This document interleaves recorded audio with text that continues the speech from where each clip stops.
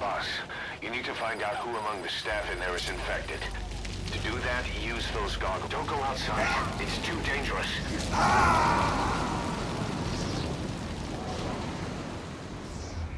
Snake, talk to me! Snake! Boss, you need to find out who among the staff in there is infected. To do that, don't go outside. It's too dangerous.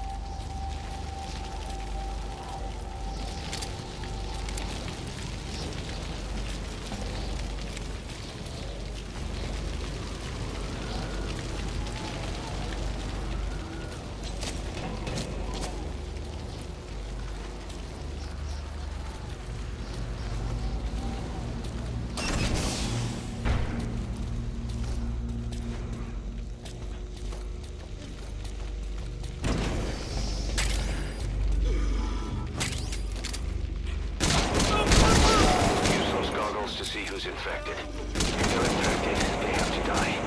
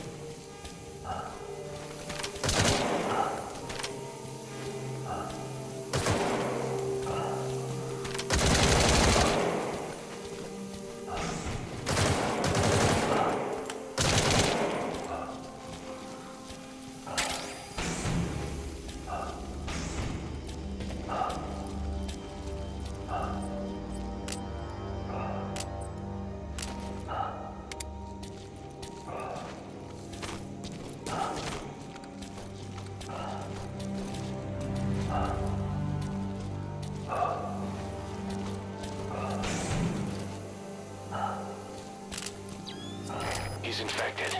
Kill him, boss. We can't save him now.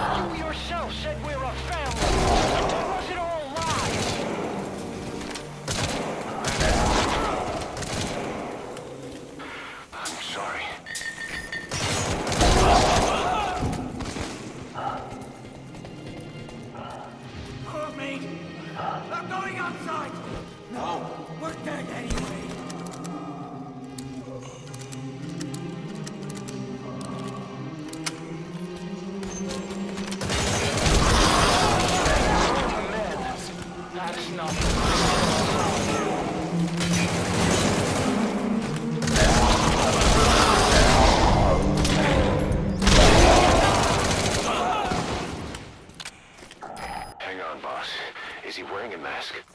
He might not be infected. Examine him with those goggles. Check him with those goggles.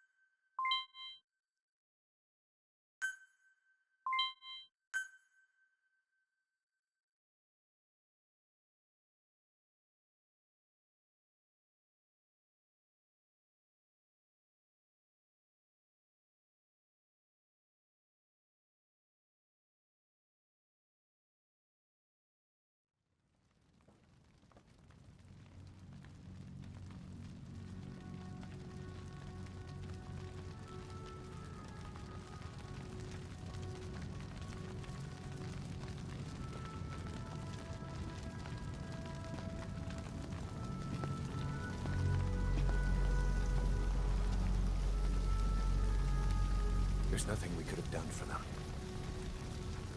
We're all grateful, boss.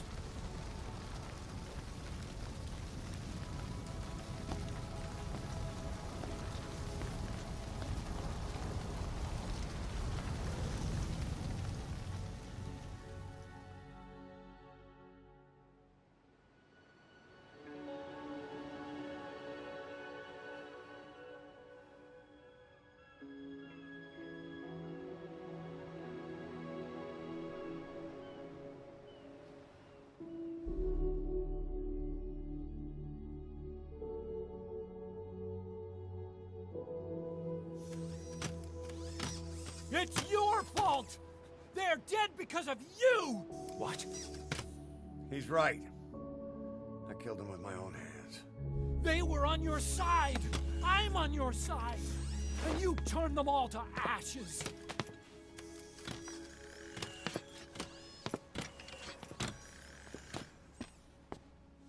They wanted you to shoot. It was that or be burned alive. Come on. Let's get this over with.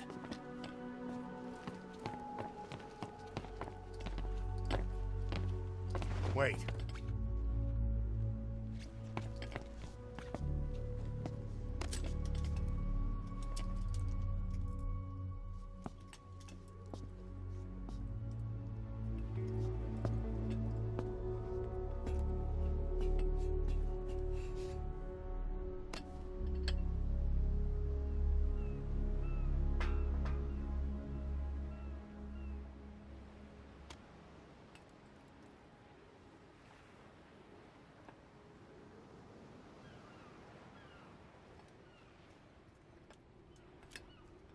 I won't scatter your sorrow to the heartless sea.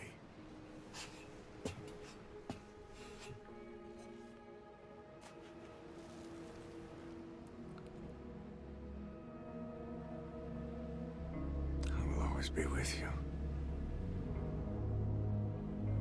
Plant your roots in me.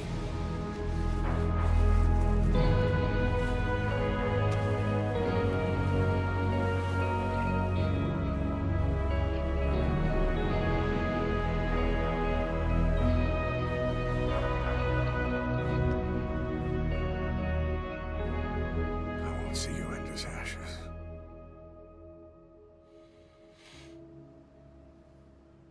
You're all diamonds.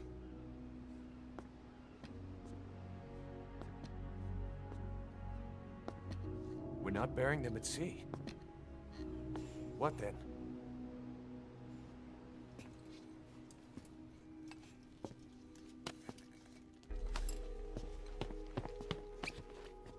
We'll make diamonds from their ashes.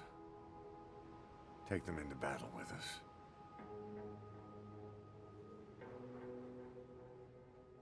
A shining light to our brothers in arms, even in death.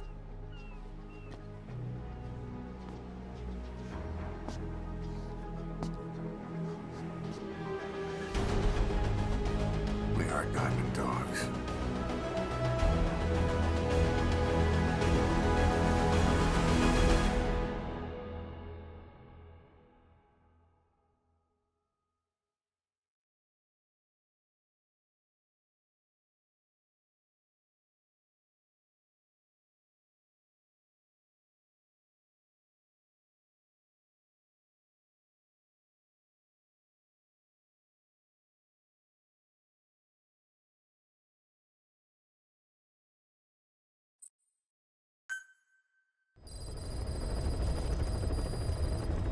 Boss, I don't know how you do it. All I could do was obsess over revenge, doubting my comrades along the way. But even after all we've accomplished, the phantom pain never let up. If anything, it just got worse. But you understood that from the start, didn't you? From the moment you opened your eyes in that hospital, you knew it wouldn't go away. Yet you've been fighting the pain and confronting your phantoms the whole time. Knowing full well the battle would never end, not till the day you die. I respect that now, more than ever. It's an honor and a privilege, Big Boss.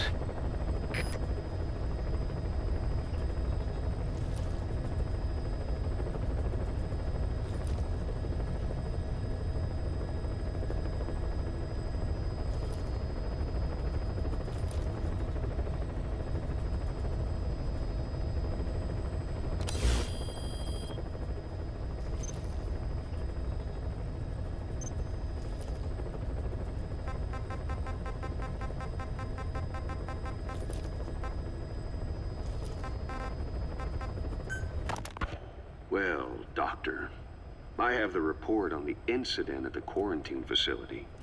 Assuming the vocal cord parasite underwent a mutation. The only plausible explanations are exposure to some high-concentration mutagen or radiation. As you know, some of the staff at the quarantine facility were infected with the parasites. The Wolbachia prevented them from copulating, but the parasites themselves can't be removed from their host's vocal cords. Once you're infected with Skullface's parting gift, you're stuck with it. The researchers regularly used X-ray equipment to monitor the parasites in their throats. No problem there, they kept a close eye on the radiation doses. But that equipment didn't just give off X-rays. It was also emitting beta rays. Even though that's unnecessary for the scans. See, beta rays have far worse effects on DNA than X-rays. Meaning the only logical conclusion is that someone added in a beta ray emitter to trigger a mutation. Those beta rays leaked out from inside the equipment. Because the emitter was retrofitted, the shielding was inadequate. And the person who ordered and inspected the equipment was you, Doctor. That makes you the only person with the opportunity to install that emitter. So now you're saying I sabotaged medical equipment for some wild plan to make the vocal cord parasite kill everyone?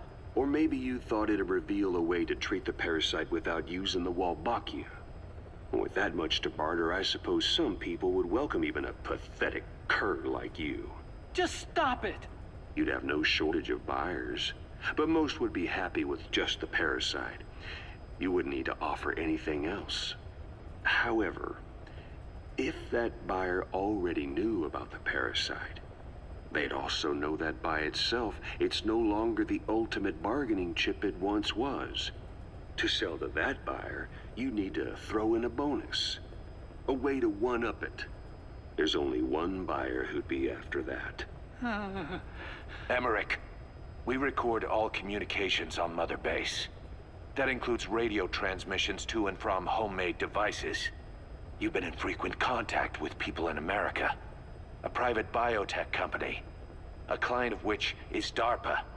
And they are connected to Cypher. You made a deal with Cypher. You offered them a new parasite in exchange for your safety. This is the only place in the world where the vocal cord parasite still exists. And you used it as a testing ground. Tried to resurrect their bioweapon. But your plan to obtain the parasite has failed. Your bullshit ends now. And don't think you're leaving here alive.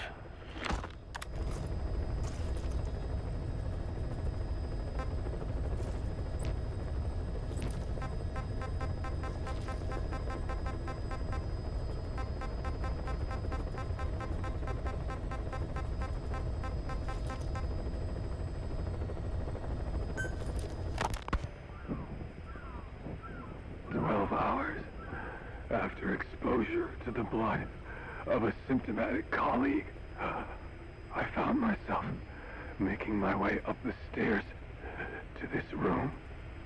And I am not alone. Everyone who's infected, we've all come up here wanting to get outside. I know full well I mustn't leave, given the possibility I'm infected.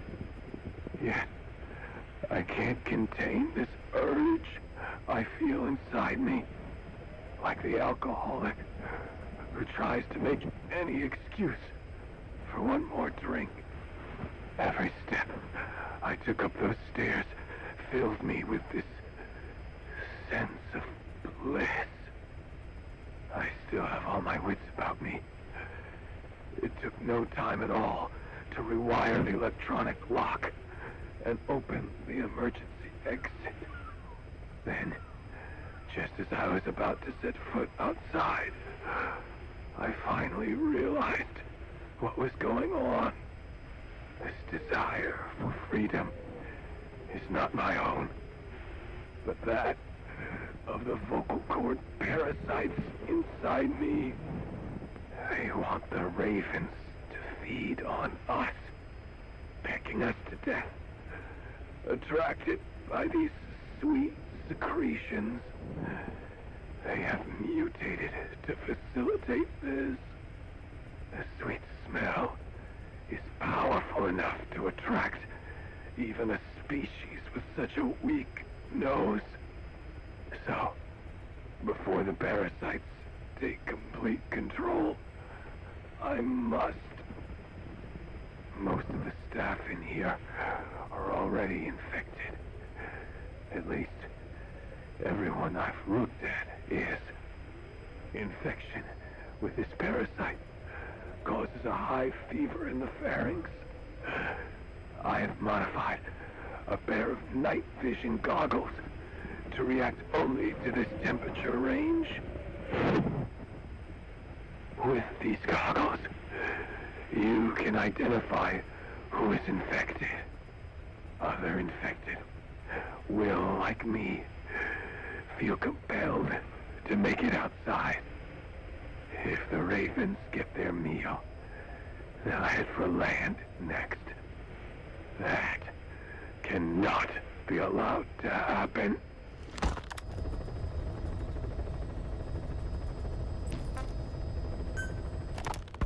The whole idea of the vocal cord parasites was that they'd only copulate once exposed to a specific language over time. But the parasites infecting our men in the laboratory laid their eggs straight away. The larvae were eating their lung tissue almost immediately. What kind of mutation was it? Those who were infected and cured still carried the vocal cord parasites in their throats. They were still there, but the males had been rendered female by the Wolbachia, and copulation could not occur. So we thought, but it is the Wolbachia that mutated. Not the parasites? You remember I told you the Wolbachia attempts to maximize its number of female infected hosts? Yes, hence the male-to-female transformation. Precisely. But other Wolbachia strains use different methods. Cytoplasmic incompatibility, killing the males, and parthenogenesis. Parthenogenesis? Aphids? Aphids use that to reproduce via females only. Very good. The females lay their eggs without a male present, creating clones of themselves in explosive numbers. Parthenogenesis was originally a means for an organism to take maximum advantage of abundant resources by increasing its numbers. Certain strains of Wolbachia forced this to occur, to create more and more infected females. And that's why our men develop symptoms in the blink of an eye. Wolbachia causing parthenogenesis is common in parasitic wasps. Of course, the Wolbachia I introduced to your men did not have this characteristic, but I believe the mutation, whatever it was, caused it to force parthenogenesis in its host, the vocal cord parasites. The Wolbachia we used to prevent egg laying became the agent of limitless reproduction. There's something else. The symptomatic infected in the laboratory all wanted to get outside, even knowing there was napalm waiting for them out there. You said the parasites made them act that way, but parasites controlling humans. Is it possible? Parasites altering the host's behavior is a common occurrence in the world of nature. Long ago, the vocal cord parasites had this ability, but even I never foresaw they might control humans. Until I heard the things your man said. You mean the researcher on the top floor? The bit about, I'm not a snail. Yes. Among parasitic worms, there is a genus called Leucochloridium that uses snails as intermediary hosts. As you know, snails prefer dark, gloomy environments. But once parasitized by Leucochloridium, they desire to be in the light. And that is not all. The parasitic worms thrust themselves into the snail's antennae, making them swell to abnormal size. The snail, meanwhile, frantically wiggles its antennae as the parasites squirm inside.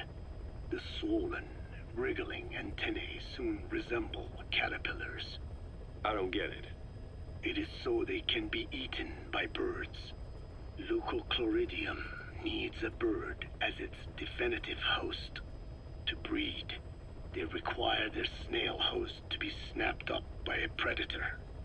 So they make the humble snail appear to be a delicious caterpillar and lead it to somewhere in open sight. So you mean the staff trying to get outside Was so the birds could pick at them. The parasites altered their mental state, making them crave higher places and to be outdoors. I can only surmise that both the Wolbachia and the parasites mutated before the ancestors of the vocal cord parasites infected humans. Their hosts were birds. What we saw in the laboratory was some throwback to that time. The parasites attempting to make birds their intermediary hosts. It sounds insane. A praying mantis that is host to a parasitic hairworm will dive into water and drown itself, just so the hairworm can lay its eggs in water. Rats infected with Toxoplasma gondii lose their instinctive caution and run right up to cats. Just some of the many ways parasites control the host. But we're humans. Surely our minds are too complex for that. I thought just the same. Free will is what makes us human, so it never occurred to me that the parasites could be controlling the symptomatic. But the mood, the will of a person can be easily affected by the balance of their cerebral substances. Take the toxoplasma I mentioned. It does infect humans, and it is thought the infected develop a more reckless attitude. But to think that mutations occurred in both the Wolbachia and its parasite hosts. Your observation is most apt. Both mutations occurring at once indicates the presence of a powerful mutagen. I see. Keep working on narrowing down what it was.